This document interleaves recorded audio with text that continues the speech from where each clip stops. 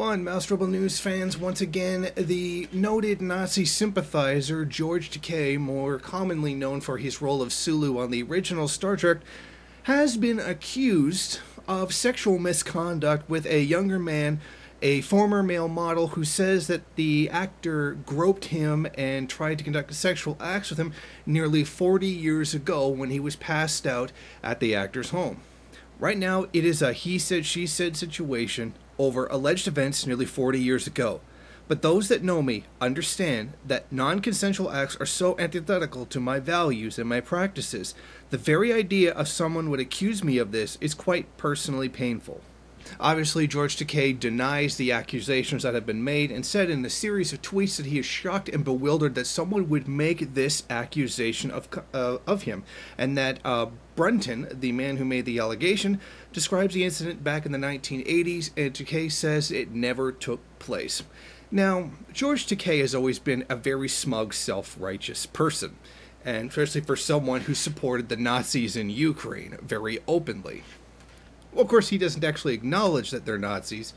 You know, what with the Nazi banners, the Nazi names, the Nazi holidays, and celebrating Nazi figures.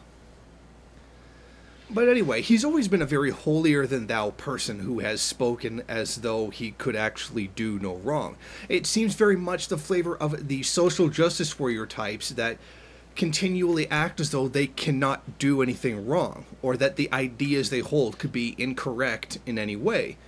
I always find that it's the people with the biggest denunciation of others who are the biggest hypocrites.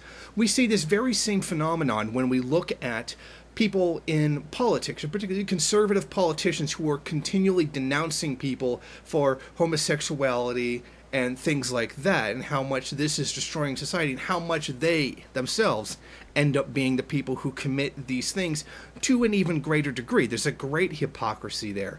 There is a great, when you're covering for yourself, you denounce something, but you're actually doing it for yourself. An overcompensation kind of thing. And I definitely believe that this would be very much the case with George Takei. After all, the 60s, actually not the 60s, the 80s were somewhat of a different time. And that was still generally a period where one did not acknowledge that they were homosexual.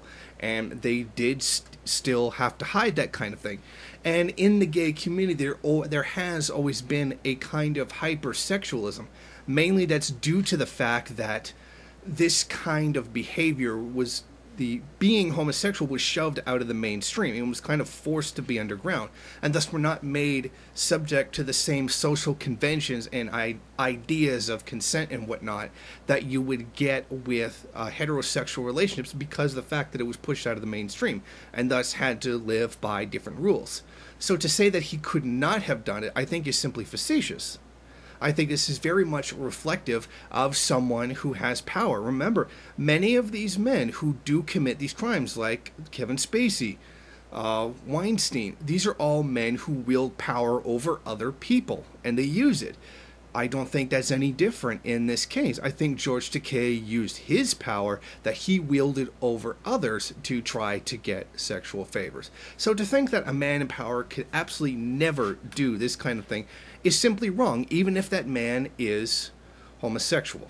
But for me, it's nice that someone who has been so self-righteous like George Takei can finally be knocked down a peg and exposed for what kind of massive hypocrite he really is. Thank you for watching. If you like this program, then please head over to my Patreon page and set up a monthly donation. It's your donations that keep this program running. Also, if you would like, please rate, comment, subscribe, and share in various social media.